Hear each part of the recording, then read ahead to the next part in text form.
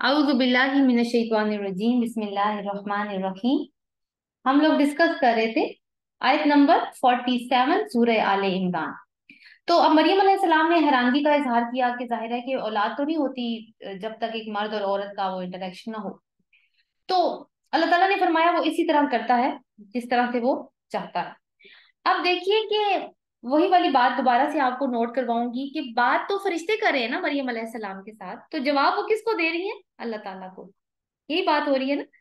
तो अपने रब से बात कर रही हैं बार बार। अब ये है कि गुलाम का मैंने कहा था कि लफ्ज अंडरलाइन कीजिए, सॉरी, वलद का लफ्ज। तो वलद का मतलब होता है न्यू बॉर्न बेबी, यानी ईसा अलैहिस्सलाम के लिए न्यू बॉर्न बेबी का लफ्ज इस्तेमाल किया गया है। तो उन्होंने कहा ये मेरे साथ कैसे हो सकता है? तो पहले आप देखिए कि अल्लाह ताला ने कहा वो जिस तरह चाहता है तख्लीक करता है, यखलुकू, यानी ये क्रिएशन की बात है। अल्लाह ताला हर तरह की मखलूक को पैदा कर सकता है और जैसे चाहे पैदा कर सकता है। वो इस चीज पर कादिर है। जकरिया अलैहिस्सलाम के केस में नसारा ने कभी शिरक नहीं किया, यानी यहया अलैहिस्सलाम को लेकर। हालांकि वो भी मैंने आपको जैसे पहले अर्ज की कि मुजजाना पैदाइश है। लेकिन मरियम अलैहिस्सलाम के केस में यानी ईसा अलैहिस्सलाम को लेकर उन्होंने शिरक किया। कैसे उन्होंने किस चीज का को वो बेस बनाया शिरक करने में कि अल्लाह जो चाहता है करता है, या फालू। ठीक है। तो यहाँ पे यफलू का लफ्ज अल्लाह ने नहीं इस्तेमाल किया, यहाँ पे क्या किया है? कौन सा लफ्ज इस्तेमाल किया है? यखलुकू, तखलीक करता है। तो आप देखिए कि इस लफ्ज को, ये लफ्ज खुद बोल के बता रहा है कि हकीकत क्या है। ठीक है। तो यानी इस लफ्ज की अब मिस इंटरप्रिटेशन नहीं हो सकती। तो ये कलाम का असर है कि अल्लाह ताला ने छोटी से छोटी डिटेल को भी कवर किया है। खैर, इसका नतीजा क्या निकलता है? यानी दोनों तरह के अल्फाज हैं, तो नतीजा क्या निकला? यहाँ पे हमने तखलीक को साबित किया कि जिसको अल्लाह तखलीक करता है वो क्या होती है? वो उसकी मखलूक होती है। और ईसा अलैहिस्सलाम अल्लाह की मखलूक में से हैं, वो अल्लाह की औलाद नहीं है। This is a very very important point. ठीक है, आपको कलाम से ही अंदाजा हो जाता है। और आगे क्या क्या अल्लाह ताला फरमाते हैं, इदा कदा, जब वो फैसला कर लेता है अमरन, किसी अम्र का, किसी काम का, फाइनमा यकूलु लहू कुन फयकून, तो वो कहता है कि हो जा और बस वो हो जाती है। तो ईसा अलैहिस्सलाम की पैदाइश एक मोजजा है। मोजजा क्या होता है? मोजजा होता है आजिज कर देने वाली चीज, जो फिजिकल लॉज को ब्रेक करके हो। जैसे मोजजा था ना, अब पानी कैसे खड़ा हो सकता है? लेकिन अल्लाह ताला ने वो मोजजा बनी इसराइल के लिए किया। तो यहाँ पे भी मुआवजा क्या है कि बाप के बगैर बच्चा कैसे पैदा हो सकता है? तो अल्लाह ताला ने ये भी करके दिखाया कि हो सकता है। जब वो कैसे हो सकता है, आप देखिए, बाप माँ के हिस्से का जो एक एक रिप्रोडक्शन का प्रोसेस होता है, उसमें माँ का भी हाथ है, बाप का भी हाथ है। दोनों के बगैर काम नहीं हो सकता।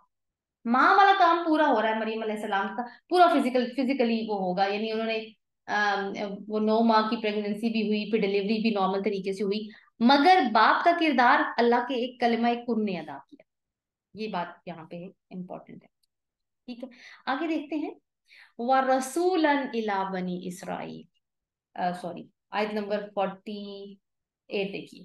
48 वाली आयत भी काफी अहम है। ये चीजें अल्लाह ताला ने बता दी हमें। यहाँ पे तो हजरत मरीम अलैहिस्सलाम का एक कंसर्न आया ना, तो अल्लाह ताला ने उसका जवाब दिया यहाँ पे।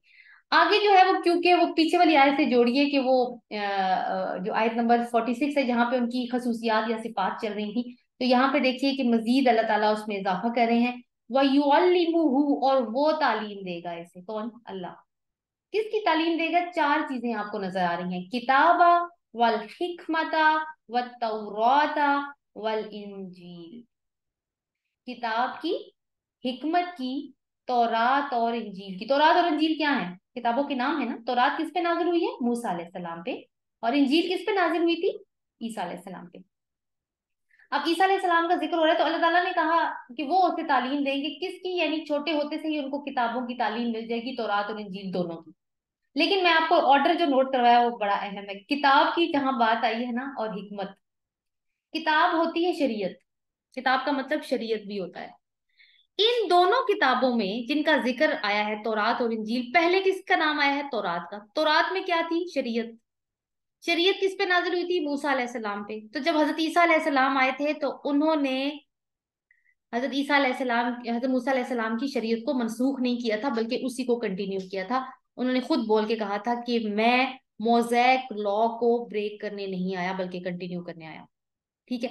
तो आप देखें, पहले किताब का जिक्र है, तो किताबों में पहले फिर तौरात यानी शरीयत का जिक्र आया, तो फिर तौरात का जिक्र आया। इंजील में शरीयत नहीं है, इंजील में हिकमत है, हिकमत की बातें हैं। तो तौरा और आप देखिए, हिकमत का जब किताब के बाद तज़किरा आया, तो तौरात के बाद जिक्र आया इंजील का।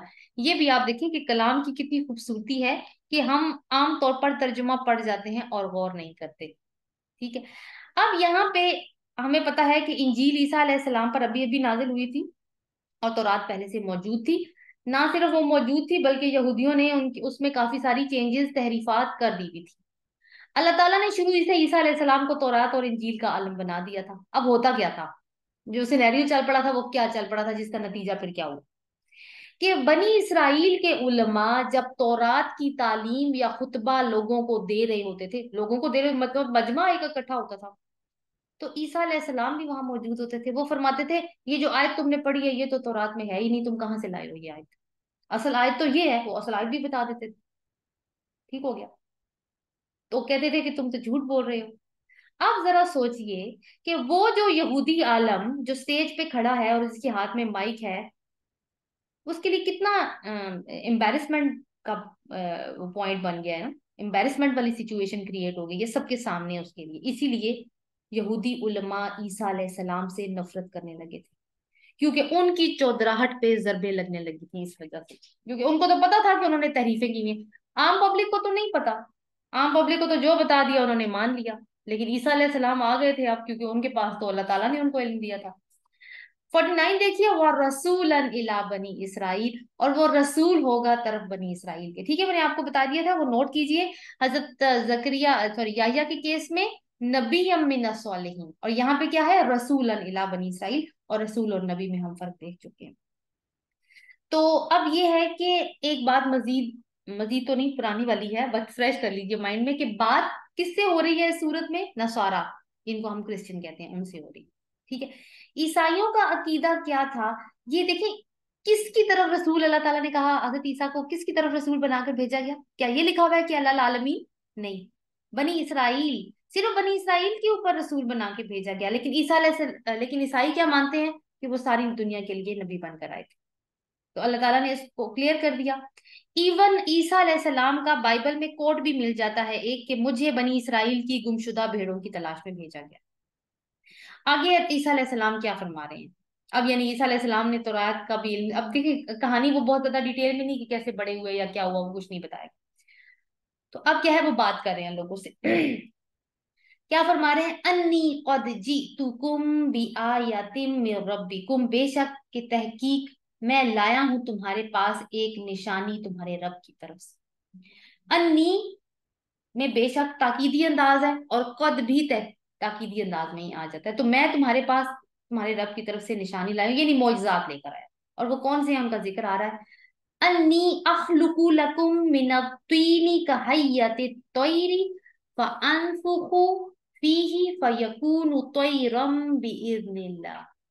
मैं बेशक मैं तुम्हारे लिए मिट्टी से परिंदे की मानिंद एक शक्ल बनाता हूँ, फिर इसमें फूंक मारता हूँ, और वो एक परिंदा बन जाती है अल्लाह के इज्न से भी। इज्निल्लाह, इसको अंडरलाइन करना है, दिस इज इम्पोर्टेंट।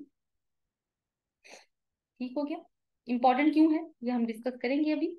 तो क्या कह रहे हैं कि मान, ये नहीं कहा मैं परिंदे का स्टैचू बनाता हूँ, ये नहीं कहा। ठीक है, कहा है परिंदे की मानिंद, मतलब एग्जैक्ट कॉपी नहीं बनाते थे। उसकी तरह मिट्टी से बनी हुई एक ऐसी मूर्त सी बना देते थे जिसकी शक्ल परिंदे की जैसी कोई चीज से मिलती जुलती होती थी। फिर क्या करते थे, फूंक मारते थे और वो जिंदा परिंदा बन जाता था। बट इंपॉर्टेंट थिंग इज बी इज़्निल्लाह, अल्लाह की इजाजत से होता था, ये सब कुछ करता अल्लाह ही था। और नसारा इस कहानी के ऊपर यकीन रखते हैं, लेकिन एक चीज निकाल देते हैं। और आपको पता है वो कौन सी चीज है, बिइज़निल्लाह, अल्लाह की इज़्न से। इसलिए कि वो तो खुद उलूहियत में हजरत ईसा अलैहिस्सलाम को शरीक समझते हैं ना। आगे क्या है, मजीद मौजज़ात व उबरियुल अकमहा वल अबरस। उबरियु को अंडरलाइन कीजिए। और मैं अच्छा कर देता हूँ पैदाइशी अंधे को और बर्स वाले को। पैदाइशी अंधा यानी जो बचपन से ही बच्चा जो है वो अंधा पैदा होता है, वो पैदाइशी अंधा होता है। और बर्स जो है वो स्किन डिजीज होती है।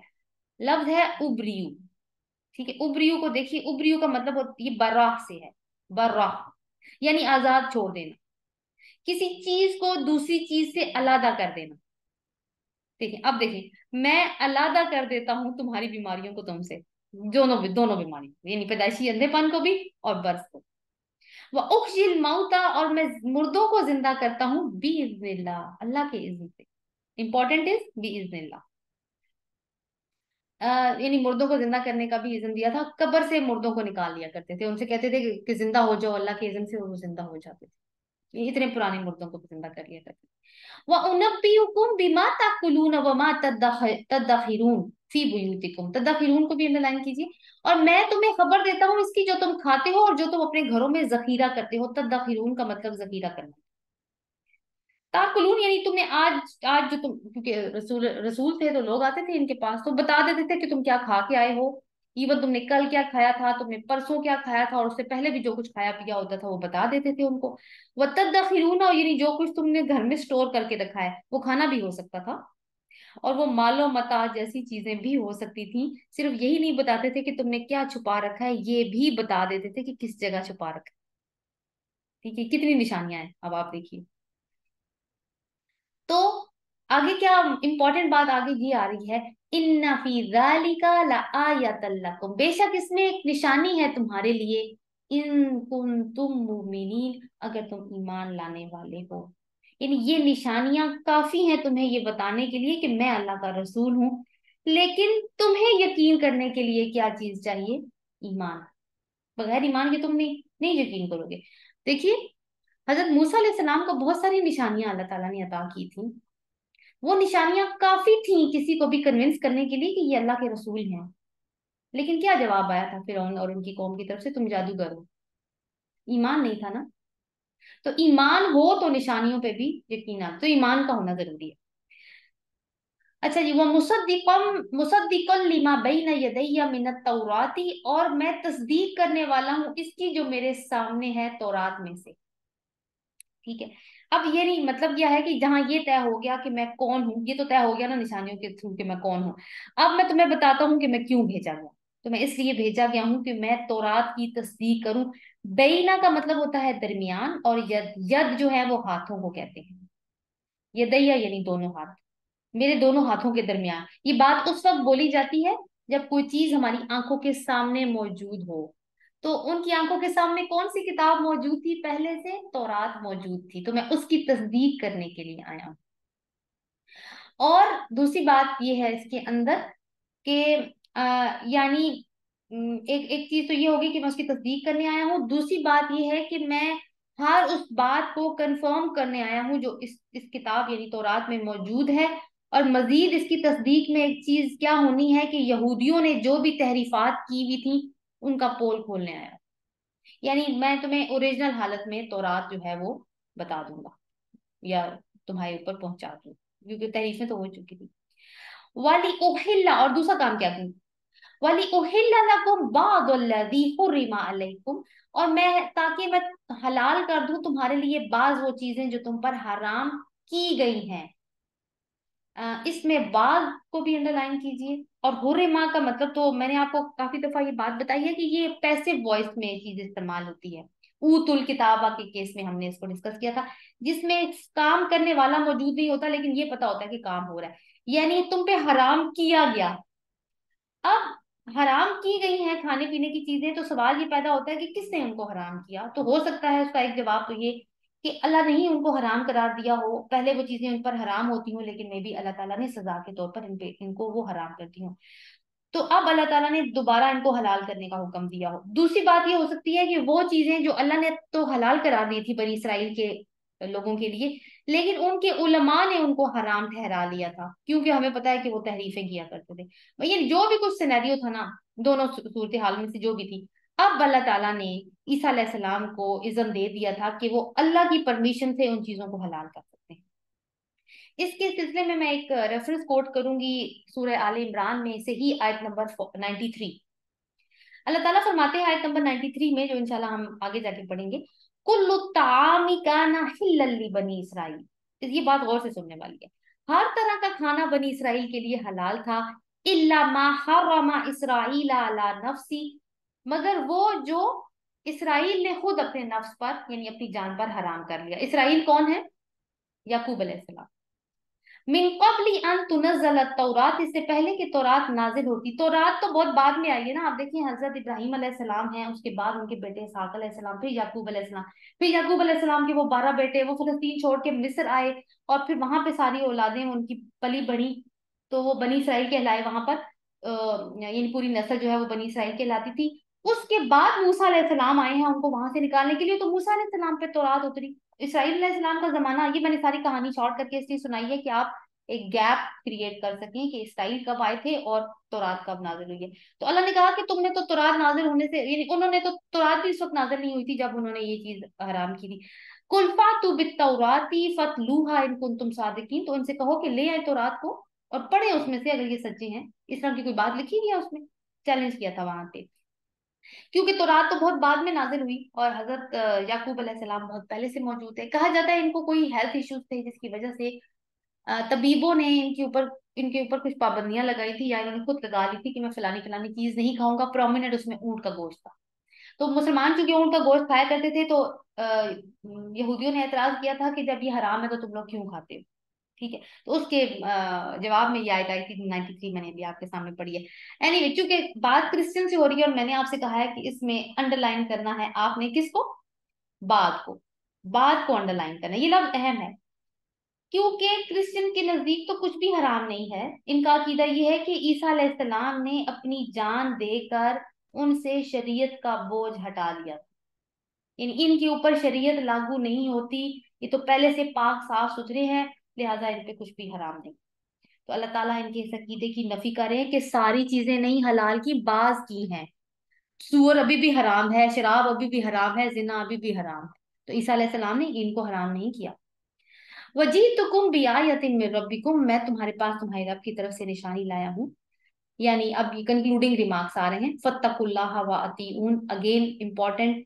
अल्लाह से डरो और मेरी पैरवी करो। अतीऊन का मतलब है अतात करो। मुसलमानों को क्या हिदायत की गई थी ना, पहले इत्तबा और अतात की बात आई थी जहां पे कि अगर तुम मुसलमानों से कहा गया था कि इत्तबा नहीं कर सकते तो कम अज कम अतात जरूर करो।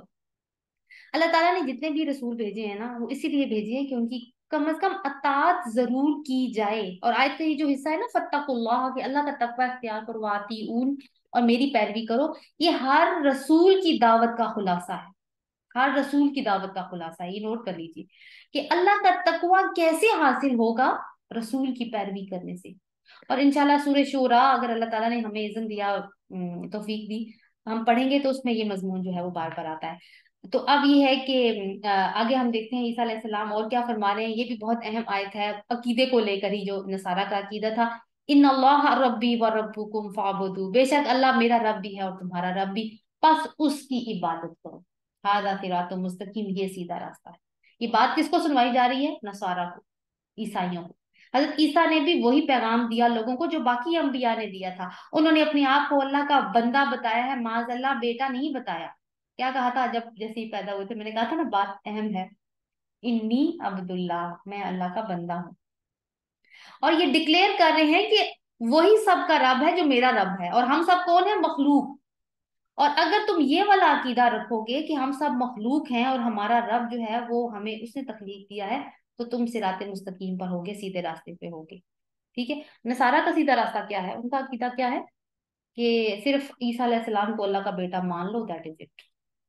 आगे देखते हैं। फलम्मा अहस्सा ईसा मिनहुमुल कुफ्र, फिर जब महसूस किया ईसा अलैहिस्सलाम ने इनसे कुफ्र को। हस्सा का मतलब होता है हवास से कुछ महसूस करना, सेंस करना।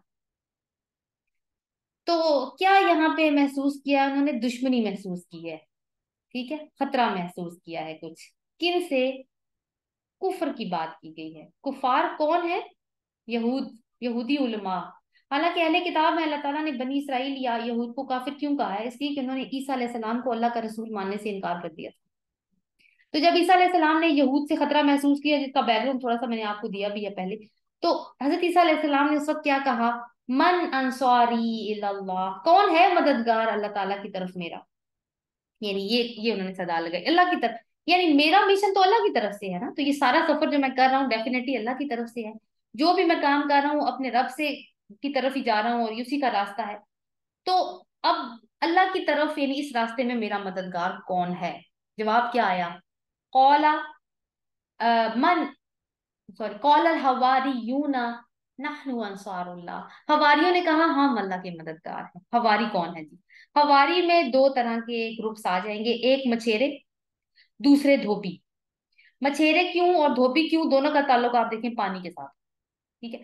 हजरत ईसा अलैहिस्सलाम यरूशलेम में जहाँ तबलीग करते थे, ये वही इलाका है मस्जिद अक्सा वाला जहाँ पे अभी ये प्रॉब्लम चल रही है फिलिस्तीन की। आप देखिए सात समंदर है ना, मेडिटेरेनियन सी है वहां पे।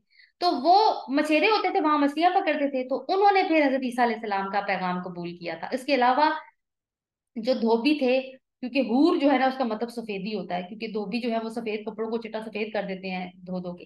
तो उनको हजरत ईसा अलैहिस्सलाम ने कहा था कि तुम्हें कपड़ों से मैल कुचैल साफ करने का हुनर तो आता है, आओ मैं तुम्हें बताऊं कि दिलों का मैल कुचैल कैसे साफ किया जाता है। तो ये दोनों ग्रोह ना, इन काफी बड़ी तादाद थी जो उस वक्त मौजूद होती थी साहिल समंदर पर। तो ये जो दो ग्रोह थे वो हजरत ईसा अलैहिस्सलाम पर ईमान लाए थे।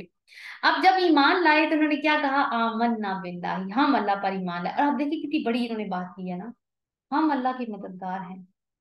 हम कह सकते हैं ये बात कि हम अल्लाह के मददगार हैं। और अगर हम ये बात कहें कि हम अल्लाह के मददगार हैं तो किस चीज में हमें अल्लाह की मदद करनी होगी? इस सवाल का जवाब आप लोगों ने मुझे मैसेज में लिख के भेजना है। लिख लीजिए अपने पास क्वेश्चन को। ठीक है, अगर हमने अल्लाह की मदद करनी होगी तो किस चीज में मदद करेगी? एनीवे, तो और क्या लिखा है कि हम अल्लाह पर ईमान लाए। अब ईसा अलैहिस्सलाम से बात कर रहे हैं ना वो, क्योंकि ईसा अलैहिस्सलाम ने पूछा था उनसे, अब वो ईसा अलैहिस्सलाम को जवाब दे रहे हैं हवारी। वशहद बी अन्ना मुस्लिमून, और गवाह रहिए हम बेशक मुसलमान हैं। ठीक है। तो अब देखिए कि हम क्या कह रहे हैं, हम ईमान लाए, आप गवाह रहे कि हम मुसलमान हैं। मुसलमान का क्या मतलब होता है? फर्मा बरदार है अल्लाह की। तो यहाँ फिर इस्लाम ही की बात आई है। और एक और नुक्ता कि हजरत ईसा के साथियों ने यानी हवारीन ने ये क्यों नहीं कहा कि गवाह रहो हम ईसाई हैं? ये कहना चाहिए था ना उनको, तो ईसाई कहलाते हैं ना ये लोग, लेकिन ये नहीं कहा। इसलिए कि ईसा अलैहिस्सलाम ने इनको कभी ईसाई बनने की तबलीग की ही नहीं, ये कभी नहीं कहा। ईसा किस ईसाई किससे है? ईसा से, ईसा वाले। तो ये तो उन्होंने कभी नहीं कहा मेरे बंदे बन जाओ, बल्कि क्या दावत दी? अल्लाह के बंदे बन जाओ, उसके मुस्लिम बनो, उसके मुसलमान बनो। सूरह बकरा की आयत 132 और 133 में आपको इस मौके पे याद करवाऊंगी। इसी मौजू पे बड़ी डिटेल में गुफ्तगू हुई थी। इब्राहिम अलैहिस्सलाम ने अपनी औलाद को क्या वसीयत की थी? फला तमूतुन्ना इल्ला व अंतुम मुस्लिमून, मत मरना मगर इस हाल में कि तुम मुसलमान हो। याकूब अलैहिस्सलाम ने अपने 12 बेटों को क्या वसीयत की थी? यही वाली, कि मुसलमान ही मरना। उन्होंने क्या जवाब दिया था? व नहनु लहू मुस्लिमून, हम तो उसी के मुस्लिम हैं, उसी के फर्माबरदार हैं। तो नतीजा क्या है कि हर नबी ने लोगों को रब से जोड़ा है, इनको मुस्लिम बनने की दावत दी है। किसी ने यहूदी नसरानी और मजूसी बनने की दावत नहीं दी, किसी नबी ने नहीं दी। और ना ही मुसलमानों को किसी ने दावत दी है कि तुम अहले सुन्नत व जमात बन जाओ, तुम बरेलवी बन जाओ, तुम हनफी हो जाओ, तुम वहाबी बन जाओ और तुम अहले तशय्युअ हो जाओ। किस ये दावत दी हमें? हमें किसी हमारे नबी ने दी ये दावत? हमें नहीं दी। हर नबी की दावत एक ही जैसी है। आगे देखते हैं। और रब्बना आमन्ना बिमा अंजलता, ए रब हम ईमान लाए इस पर जो तूने नाजिल किया हम पर। वत्तबाना रसूला, और हमने रसूल की इत्तबा की। इत्तबा अंडरलाइन कीजिए, वत्तबाना इत्तबा की हमने रसूल की। फक्तुबना मा शाहिदीन, बस तू हमें गवाहों में से लिख ले। यानी अब ये क्या कह रहे हैं? हवारीन ने ईमानियात की बात की है, पांचों ईमानियात जो हम पढ़ चुके हैं। कौन से? ए अल्लाह, एक तो हम रब्बाना कह के अब रब पे ईमान कर दिया। किताबों पे ईमान की बात कर है, जो तूने नाजिल किया वो किताब थी। वत्तबाना रसूल की, रसूल की हमने अताअत नहीं की, हमने मोहब्बत से उसकी पैरवी की, ये बात आ रही है। तो रसूल पे भी ईमान हो गया। फक्तुब ना, और जाहिर है कि फरिश्तों फरिश्तों का पर ईमान तो इसके अंदर इम्प्लाइड है, क्योंकि किताब जो है वो फरिश्ते के जरिए ही आती है। फक्तुबना मा शाहिदीन, हमें गवाहों में से लिख ले। गवाहियों की जरूरत कब पड़ेगी? आखिरत में। तो यौम आखिरत पे भी ईमान की बात आ गई, आप देखिए। और दूसरी अहम बात पता है क्या है? बहुत मजे की बात ये वही जो मैंने पहले भी जिसका जिक्र किया।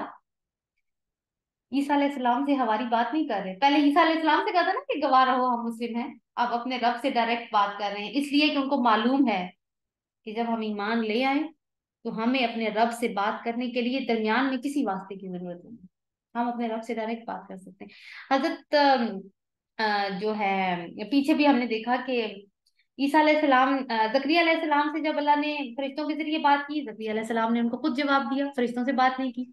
मरियम अलैहिस्सलाम से अल्लाह ताला ने फरिश्तों के जरिए खबर भिजवाई, मरियम अलैहिस्सलाम ने खुद जवाब दिया अल्लाह को। हवारीन को हजरत ईसा अलैहिस्सलाम से उन्होंने जवाब दिया है, लेकिन दुआ अपने रब से खुद मांग रहे हैं। तो क्या है कि वो एक शेर है ना बड़ा खूबसूरत, के पीराने कलीसा को कलीसा से हटा दो, क्यों खालिक और मखलूक में हायल रहे पर्दे। तो क्यों पर्दा हो हमारे रब और हमारे बीच, हम जो भी कुछ है ना, वो वाली आयत मुझे याद आती है, वाइजा साला का इबादी अन्नी फ अन्नी करीब। जब मेरे बंदे मेरे आपसे मेरे बारे में पूछे तो कह दो मैं करीब हूँ। उजीब दावत दाई इदा दान, और मैं हर पुकारने वाले की पुकार सुनता हूँ जब भी वो मुझे पुकारे। कितनी खूबसूरत, कितनी तसल्ली वाली बात है ना। अच्छा, ये आगे अगली आयत देखते हैं, 54। इस व मकरू, और उन्होंने चाल चली, यहूदियों ने चाल चली, व मकर अल्लाह, और अल्लाह ने भी चाल चली, वल्लाहु खैरुल माकिरीन, और अल्लाह तो बेहतरीन है चाल चलने वालों में। आपके मुसहफ में भी लिखा होगा कि उन्होंने चाल चली और अल्लाह ने खुफिया तदबीर की, और अल्लाह बेहतरीन है खुफिया तदबीर करने वालों में। ये माना में फर्क इसलिए किया गया है, तो मकर एक ही बात है ना, मकर होता है खुफिया तौर पे चाल चलना, वो क्योंकि नेगेटिव वर्ड है ना मकर करना, तो इसलिए अल्लाह ताला के लिए जब तर्जुमा किया जाता है तो वो खुफिया तदबीर के माना में किया जाता है, हालांकि लफ्ज एक ही। ठीक है। अब मुखालिफ पार्टी जो कि यहूद है, वो क्या कर रहे हैं, ईसा अलैहिस्सलाम के खिलाफ चालें चल रहे हैं। तो अल्लाह ताला कह रहे हैं कि तुम मेरे नबी के खिलाफ चालें चल रहे हो, तो मैं तुमसे बेहतर चालें चल सकता हूँ। अब ये चाहते क्या थे, इसका छोटा सा बैकग्राउंड है जो आप नोट कर लीजिए। उस टाइम पे बनी इसराइल हुकूमत में नहीं थे। हुकूमत किसकी थी, रूमियों की। रूमी थे मुशरिक लोग, बाद में ये ईसाई हुए थे, उस वक्त भी मुशरिक थे, क्योंकि पॉलिटिकल लेवल पे उन्हीं का होल्ड था। लेकिन बनी इसराइल को उन्होंने रिलीजियस ऑटोनॉमी दी हुई थी कि तुम अपने मजहबी अमूर को खुद देखोगे और तुम उसके अंदर खुद अपने डिसीजन ले सकते हो, लेकिन अदालतों पे इनका इख्तियार नहीं था बनी इसराइलियों का। अदालत में जो भी मामला आता था फिर वो उनको रूमी अदालत में ही जाना पड़ता था। अब ये चाहते थे कि ईसा अलैहिस्सलाम अपने मुंह से कुछ ऐसा कहें कि हम साबित कर रहे हैं कि ये जो बादशाह वक्त है ना, यानी रूमी बादशाह, उसके गद्दार। ये हो नहीं था रहा। इसके लिए इन्होंने ईसा अलैहिस्सलाम के एक हवारी को, कहना चाहिए ना, तोड़ लिया था, यानी उसको अपने साथ मिला लिया था और उसने गद्दारी की थी। उसका नाम था जुडास डिकैरियट। जुडास, जुडास डिकैरियट, ठीक है।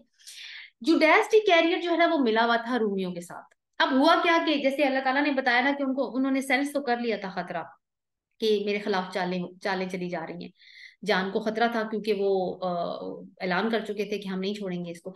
तो ईसा अलैहिस्सलाम ने अपने साथियों के साथ, अपने हवारियों के साथ एक बाग में पनाह लेके रखी। तो हुआ ये कि खाना वाना खाने के बाद ना ईसा अलैहिस्सलाम एक कोठरी में चले गए, और हवारी अलग हो गए उनसे। इस मौके का फायदा उठाया और जुडास डिकैरियट जो है वो चला गया एक रूमियो के पास। ठीक है।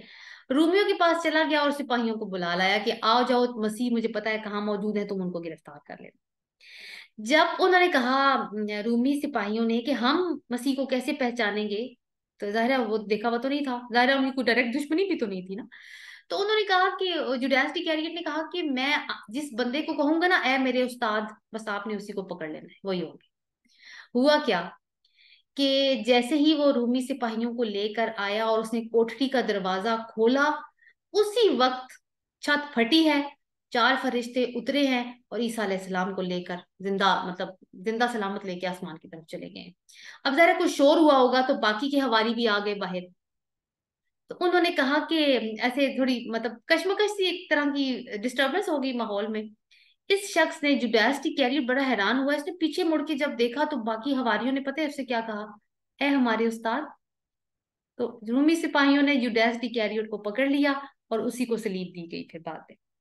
ये जो मैंने अभी आपको अकाउंट सुनाया है, देखिए, ये अकाउंट है बाइबल में से, और बाइबल की जो चार बाइबल्स इनकी मशहूर है उनमें से नहीं है। ये एक और बाइबल है जिसको डिस्कवर हुए हुए बहुत ज्यादा टाइम नहीं हुआ, ये पोप की लाइब्रेरी से बहुत बाद में मिली, सदियों ओझल रही है आंखों से। ये उसका नाम है बरनबास। ठीक है, यानी बाइबल ऑफ बरनबास। उसके अंदर ये अकाउंट मौजूद है, जो कि ये जो, अब हमें कुरान और हदीस से सरीहन नहीं मालूम होता कि हजरत ईसा अलैहिस्सलाम का मिशन कैसे खत्म हो गया। अल्लाह ताला ने तो बहुत ही इख्तिसार से कुरान में बात की, हदीस से भी कोई ज्यादा बातें पता नहीं चलती। तो ये जो अकाउंट है ना, ये इस गैप को फिल करता है और कुछ ना कुछ मिलता है कुरान के अकाउंट से। वला वाला मैंने आपको उस इंजील का रेफरेंस डाल के ये वाली जो बताई है, मतलब जो मैंने आपको कहा है ना कि गैप जो क्रिएट, उस गैप को फिल करने के लिए ये जो पोप की लाइब्रेरी से एक बुक मिली थी इंजील, उसके ऊपर बात हुई है। तो उसके बाद क्या हुआ फिर देखते हैं, और इंशाल्लाह उसके ऊपर अगले सेशन में बात करेंगे। सुबहानकल्लाहु व बिहम्दिका नशहदु ला इलाहा इल्ला अंता नस्तगफिरुका व अतूबु इलैक। अस्सलामु अलैकुम व रहमतुल्लाहि व बरकातहू, and get ready for the questioning session.